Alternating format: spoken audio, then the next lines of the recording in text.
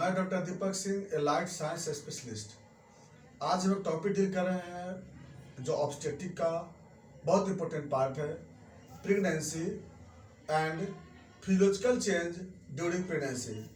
Pregnancy क्या है और फिजियोलॉजिकल चेंज क्या है, इसके बाद हम लोग पढ़ेंगे फिर डायग्नोसिस ऑफ प्रेगनेंसी एंड फिर पैथोलॉजिकल चेंज ऑफ प्रेगनेंसी।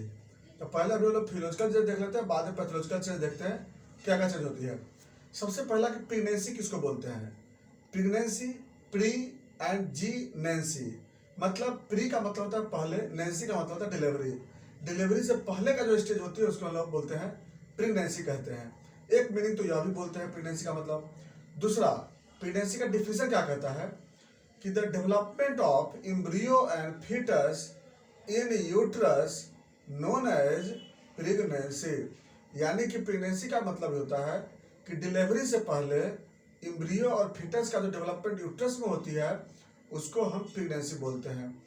इसका एक ड्यूरेशन होती है, उसको हम लोग बोलते हैं प्रेगनेंसी पीरियड। उस ड्यूरेशन को बोलते हैं प्रेगनेंसी पीरियड, जो कि 40 वीक्स का होता है। नॉर्मल में यह 40 वीक्स का होता है। Next point, gestation. जेस्टेशन किसको बोलते हैं। जेस्टेशन का मतलब होता है वियरिंग या कंटेनिंग। जब इंडोमेट्रियम किसी नए सब्सटेंस को कैरी करता है उसको हम जेस्टेशन के नाम से जानते हैं। तो यह जो कैरी करता है, जेस्टेशन जो कैरी करती है, यह जेस्टेशन जो बोलते हैं हम लोग, जिसको जेस्टेशन पीरियड कहते हैं। यानी जो इंडोमेट्रियम में कैरी क्या करती है, तब फीटस को कैरी करती है, जो एम्ब्रियो को कैरी करती है। तो वह जब तक जहाँ से बनती है इंडोमेट्रियम, वहाँ से लेके जहाँ तक कैरी करती है लास्ट तक, उस पूरे को हम बोलते हैं जेस्टेशन पीरियड कहते हैं। यानी उसका नाम ही होती है जेस्टेशन पीरियड, मतलब carrying of any substance by endometrium. And इसको हम लोग बोलते हैं जहाँ से डेवलप होता है वहाँ से लेकर के और जहाँ पर लास्ट इन होती है वहाँ तक। इसलिए जेस्टेशन पीरियड जो बोलते हैं हम लोग, वो कहाँ से लेते हैं हम लोग, LMP से लेकर के और टिल डिलीवरी तक। डिलीवरी तक को हम लोग बोलते हैं जेस्टेशनल पीरियड कहते हैं, जेस्टेशनल पीरियड।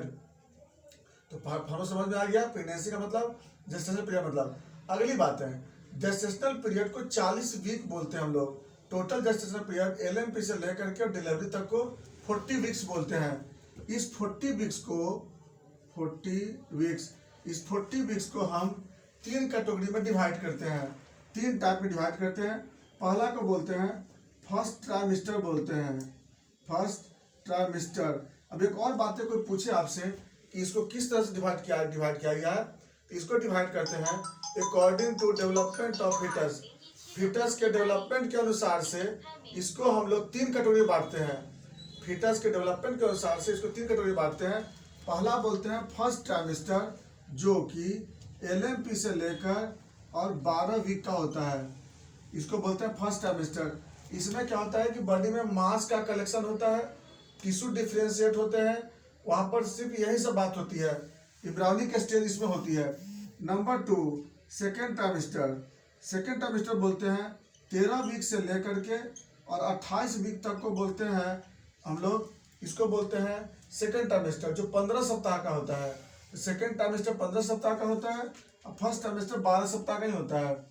और इस 15 सप्ताह का इसलिए होती है 15 वीक का, क्योंकि इसमें ऑर्गन का डेवलपमेंट होती है, इसलिए डेवलप स्टेज बोलते हैं इसको हम लोग। और जो तीसरा जो होता है थर्ड ट्राइमेस्टर जो होती है, यह 29 वीक से लेकर के और टिल बर्थ तक, यानी टिल डिलीवरी बोलते हैं, टिल बर्थ या डिलीवरी, यानी कि ये टोटल 40 वीक भी बोल सकते हैं हम लोग।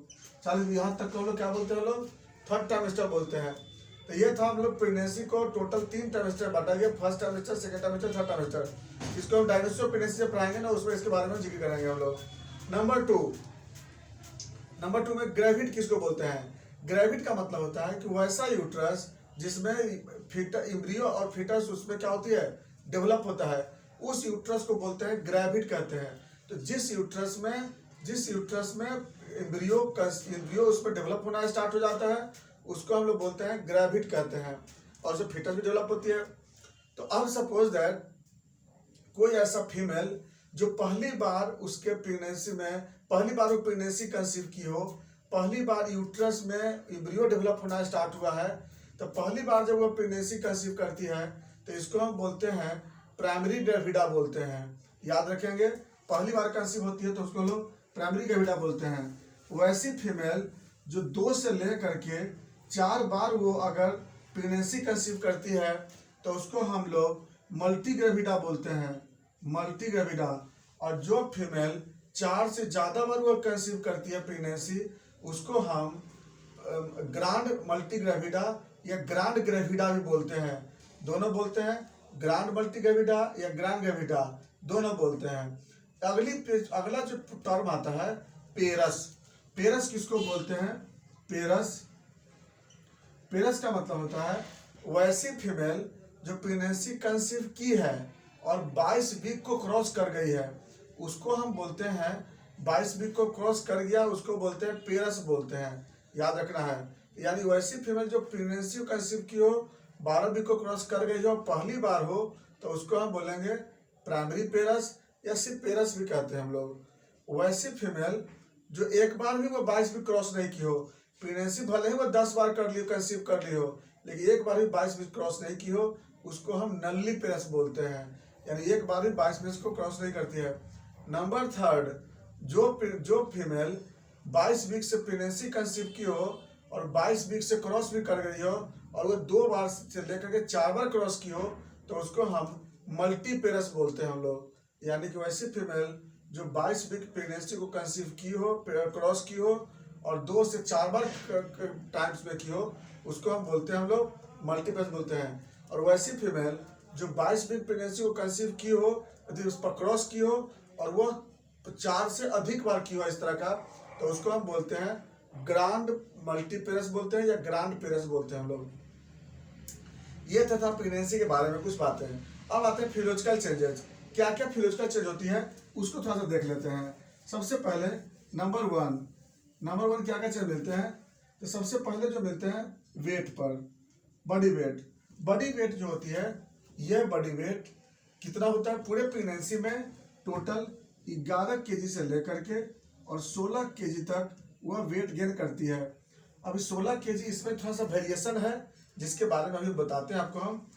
इसमें जो 11-16 किलो जो वेट गेन करती है, इसमें फीटस का जो वेट होता है वह 3 किलो से लेकर के और 3.5 kg होता है।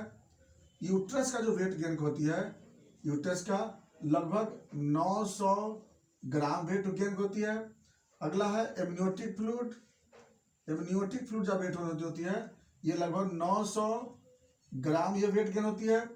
अगला प्लासेंटा 800 ग्राम वेट गेन होती है। अगला होता है प्रोटीन और फैट, प्रोटीन प्लस फैट, ये 3 से 4 kg कंसीव होती है, वेट गेन होती है। और अगला है बॉडी फ्लूइड, ये 6 से लेकर 7 kg तक यह गेन होती है।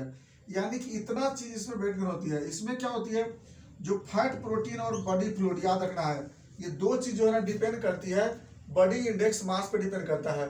बॉडी इंडेक्स मास, अगर किसी फीमेल का बॉडी इंडेक्स मास जो होता है, अगर 18 से लेकर के 25 के बीच अगर होता है, तो इतना ही वेट गेन होता है, 11 से 16 किलो वेट गेन होता है, याद रखना है।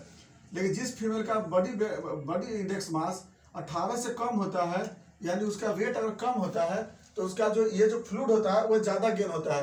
यानी फ्लूइड का इंटेक जो होती है उसमें वह 19 kg तक जा सकता है उसमें।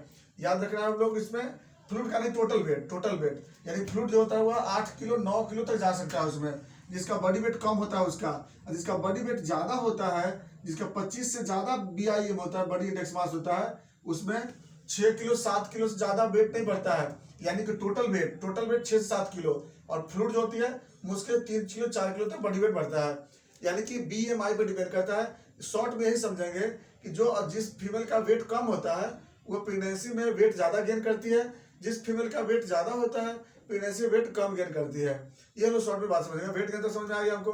नंबर 2 आते हैं हम लोग स्किन पर। स्किन में क्या चेंज होते हैं वो देख लेते हैं हम लोग।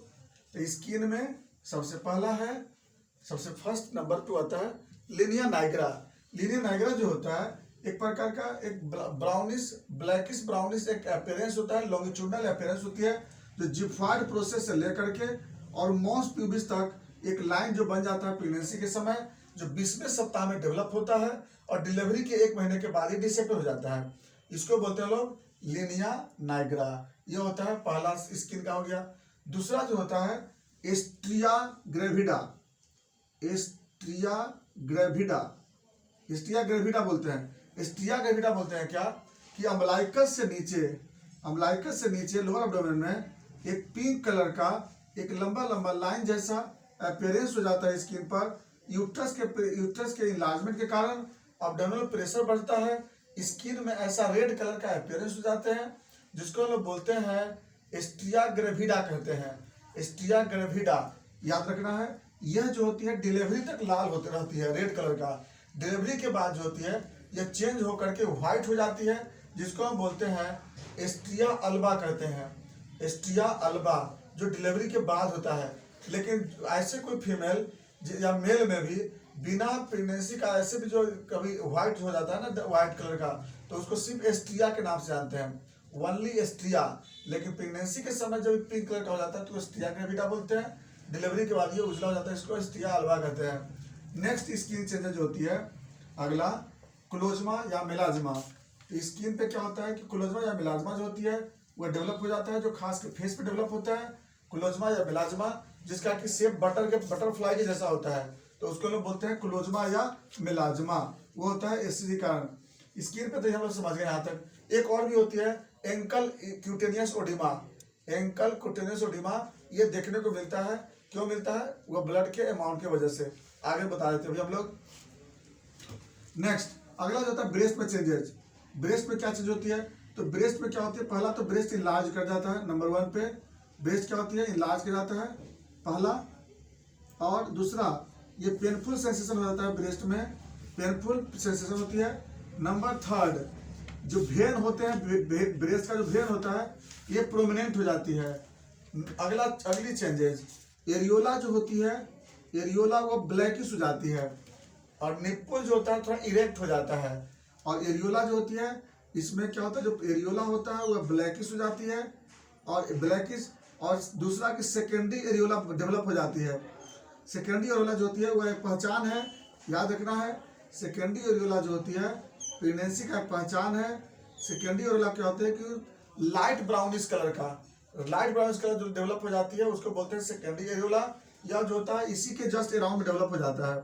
नेक्स्ट साइन इसमें जो होती है कुछ सीवेसियस ग्लैंड जो होती है वह हाइपरट्रोफी हो करके और ट्यूबरकल बन जाता है, ट्यूबरकल लाइक स्ट्रक्चर बनता है। इसको हम लोग मोंटेगमेरी साइन बोलते हैं। मोंटेगमेरी साइन बोलते हैं, मोंटेगमेरी साइन बोलते हैं। तो मोंटेगमेरी साइन बोलते हैं। मोंटेगमेरी साइन जो होती है उसमें क्या होता है कि यहाँ पर एरियोला में छोटा छोटा बर्ड जैसा ट्यूबरकल डेवलप हो जाती है। और इसमें एक लास्ट में क्या होती है कि डिलीवरी के कुछ भी पहले से इसमें मिल्क का सिक्रीशन हो जाता है। ये होता है प्रेगनेंसी के समय ब्रेस्ट में चेंजेस। नेक्स्ट हम आते हैं हम लोग ब्रेस्ट भी देख लिया हम लोग। नेक्स्ट आते हैं कार्डियोवास्कुलर सिस्टम, सीवीएस। सीवीएस में क्या क्या मिलता है? नंबर 1 सबसे पहला ब्लड में, ब्लड का जो वॉल्यूम होता है ना, वॉल्यूम इसका क्या होता है, बढ़ जाता है। कितना बढ़ता है इसमें? पर 4 kg पर 1 लीटर ब्लड बढ़ते हैं, याद रखना है। नॉर्मल में हम लोग जानते हैं, नॉर्मल में 1 लीटर ब्लड जो होती है पर 12 kg पे बढ़ता है ना। नॉर्मल में 1 लीटर ब्लड 12 kg बढ़ता है, लेकिन यहाँ पर क्या होती है 1 लीटर ब्लड पर 4 kg बॉडी वेट पर इंक्रीज करती है।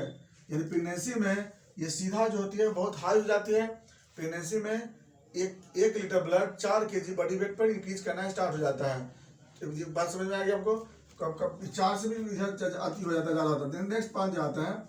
इसमें जो ब्लड जो बढ़ता है, इसमें आरबीसी जो इंक्रीज होती है वह इंक्रीज होती है 15 से लेकर के 25%।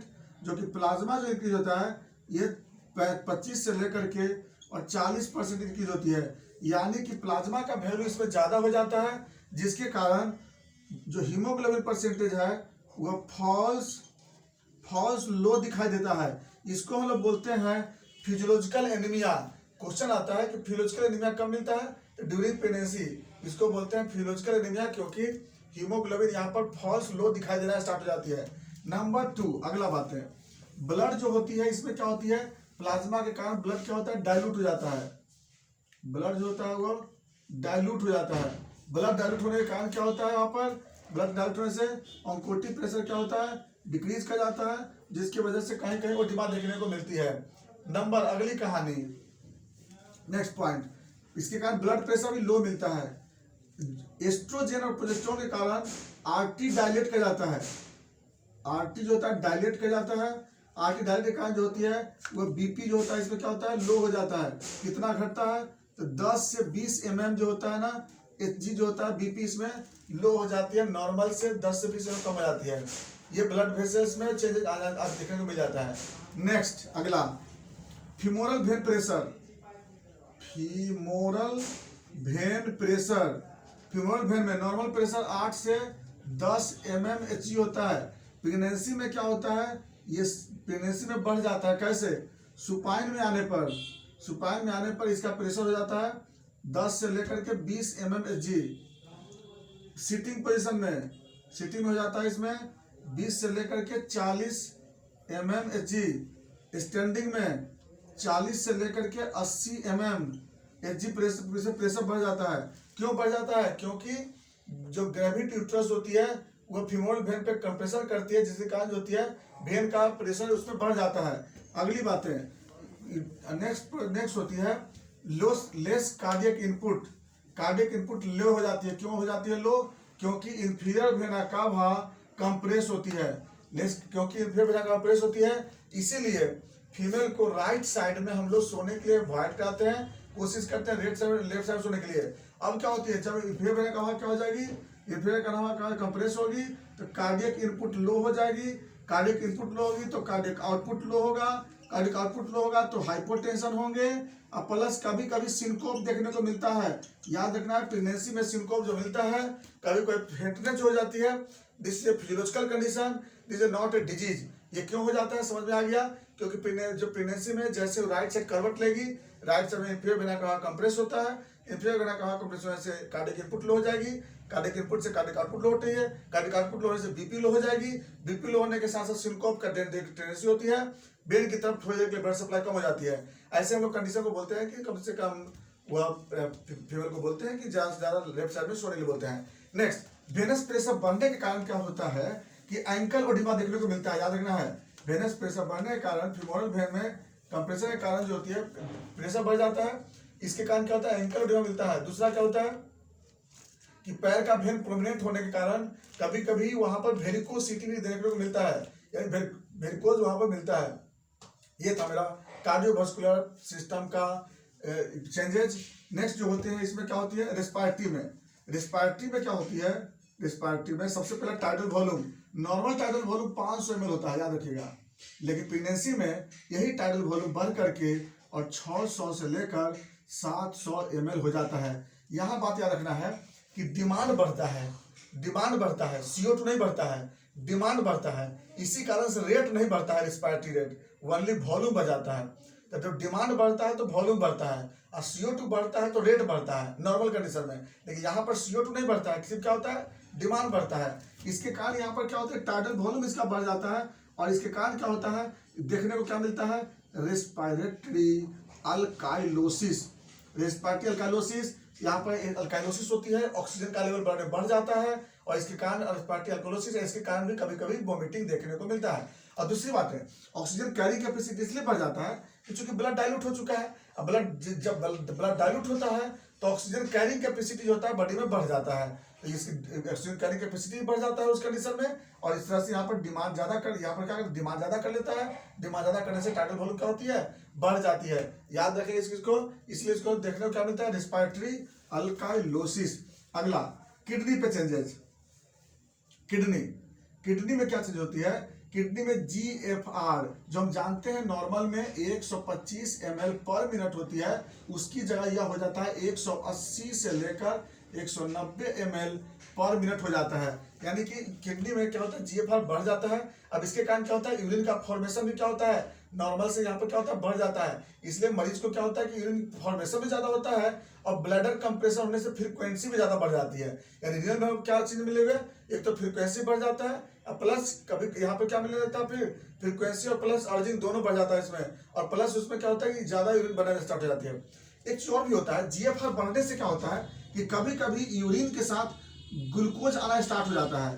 कब आता है ग्लूकोज? क्योंकि थ्रेशोल्ड वैल्यू इसका घट जाता है। याद रखना है, प्रेगनेंसी में ग्लूकोज का रिनल थ्रेशोल्ड वैल्यू बढ़ जाता है। नॉर्मल में ग्लूकोज थ्रेशोल्ड वैल्यू कितना होती है? 180 mg पर डीएल होती है। नॉर्मल में renal glucose threshold value 180 mg पर डीएल होता है। ये 180 मिलीग्राम से ऊपर होने पर तभी यूरिन से ग्लूकोज पास करती है। लेकिन प्रेगनेंसी में क्या होती है कि 150 मिलीग्राम पे ही क्या होता है, यूरिन से ग्लूकोज आना स्टार्ट हो जाता है। ये प्रेगनेंसी में देखने को मिलता है। प्रेगनेंसी में रिनल ग्लूकोज थ्रेशोल्ड वैल्यू घट जाता है उसमें। नेक्स्ट, यहाँ तो समझ में आ गया हमें। ये था मेरा क्या चीज, रिनल पे चेंजेस। नेक्स्ट आते हैं जीआईटी में चेंजेस। जीआईटी में क्या होता है कि प्रोजेस्टेरोन के कारण क्या होता है कि जो एलिमेंट्री कैनाल, जो जीआईटी का एलिमेंट्री कैनाल होती है वो रिलैक्स कर जाता है, जिसमें क्या होता है, एक तो कंस्टिपेशन देखने को मिलता है। दूसरा क्या होता है कि प्रोजेस्टेरोन क्या करता है कि प्रोजेस्टेरोन और एस्ट्रोजन दोनों मिलकर क्या करता है कि लोअर ऑसोफेजियल स्फिंक्टर को रिलैक्स कर देता है। एलईएस को रिलैक्स करने से क्या होता है कि कई बार जो होता है गैस्ट्रिक रिफ्लक्स ऊपर आ जाता है, जिसको हम लोग बोलते हैं हार्टबर्न बोलते हैं, और मरीज में जीईआरडी मिलता है। इसको भी लोग बोलते हैं फिजियोलॉजिकल जीईआरडी बोलते हैं हम लोग। ये पैथोलॉजिकल जीईआरडी नहीं बोलते हैं लोग, इसको बोलते हैं फिजियोलॉजिकल जीईआरडी। जैसे एक बच्चों मिलता है फिजियोलॉजिकल जीईआरडी, एक प्रेगनेंसी में मिलता है फिजियोलॉजिकल जीईआरडी। ये भी था मेरा जीआईटी में चेंजेस। लास्ट हम लोग आते हैं फिर रिप्रोडक्टिव सिस्टम पे चेंजेस। रिप्रोडक्टिव सिस्टम में क्या होती है कि रिप्रोडक्टिव सिस्टम में क्या मिलते हैं, यूट्रस का इनलार्जमेंट होता है, और यूट्रस का जो शेप होता है वह पायरी फॉर्म से लेकर के और हो जाता है कैसा, स्फेरिकल और राउंड हो जाता है। नॉर्मल में पायरी फॉर्म होता है और ऐसे वो राउंड हो जाता है। ये होता है चेंजेस यूट्रस में। अगला होता है ओवरी में। ओवरी जो होती है प्रेगनेंसी के समय कैसा हो जाता है, वो इलोंगेट कर जाता है। वो डिलीवरी के बाद फिर वो क्या होता है, फिर वो हॉरिजॉन्टल हो जाती है, लेकिन ऐसे वर्टिकल हो जाती है। अगला चेंजेस जो वेजाइना होती है, वेजाइना में क्या होती है, वो ब्लूइश अपीयरेंस हो जाता है। इसके मतलब बोलते हैं, इसका अलग अलग साइन के नाम से बोलते हैं। इसको लोग डायग्नोसिस ऑफ प्रेगनेंसी पढ़ाएंगे, उसमें इसको क्लियर कर देंगे। वेजाइना का ब्लूइश कलरेशन या फिर सर्विस का ब्लूइश कलरेशन। वेजाइना में फोर्निक्स में पल्पेशन होना स्टार्ट हो जाता है, जहाँ पर वहाँ ब्लड सर्कुलेशन बढ़ जाता है। इसके बाद फिर आपको यूट्रस सॉफ्ट हो जाती है। इसको कई नाम से पुकारते हैं हम लोग, अलग अलग साइन पढ़ाएंगे डायग्नोसिस ऑफ प्रेगनेंसी में। गॉडल साइन है, चैडविक साइन है, हैगार साइन है, या पामर साइन है, जिसको हम यहाँ जिक्र नहीं करने वाले क्योंकि वीडियो बहुत लंबा हो जाएगी इसको समझने के लिए। डायग्नोसिस ऑफ प्रेगनेंसी में हम इसको पढ़ाएंगे हम लोग अलग से। आप लोग को सिर्फ ये समझना था फिजियोलॉजिकल चेंजेस क्या देखने को मिलता है। लास्ट में एक और चेंजेस देख लीजिएगा नर्वस सिस्टम में। नर्वस सिस्टम में क्या होता है कि जो टेस्ट बड होती है वह कमजोर हो जाती है, स्मेल अल्टर हो जाता है, विजन जो होती है उसमें ब्लड हो जाती है, और हियरिंग जो होती है उसमें क्या होती है, टिनिटस आ जाता है। तो इसमें सबसे ज्यादा टेस्ट बड इसमें क्या होती है, टेस्ट बड इसमें क्या होता है कि वीक हो जाता है एससीजी के कारण से, और प्लस मॉर्निंग सिकनेस हो जाता है पेशेंट को, नोजिया वोमिटिंग टेंडेंसी होने लगता है पेशेंट को, कभी कभी नींद का प्रॉब्लम होना है स्टार्ट हो जाता है। ये सब था मेरा फिजियोलॉजिकल चेंज ड्यूरिंग प्रेगनेंसी। बाकी बातें हम लोग फिर चलेंगे डायग्नोसिस ऑफ प्रेगनेंसी में। जो इसमें से बच गया है हम लोग डायग्नोसिस ऑफ प्रेगनेंसी में चलेंगे। ये था मेरा फिजियोलॉजिकल चेंजेस इन प्रेगनेंसी। बाकी बातें नेक्स्ट वीडियो में। थैंक्स।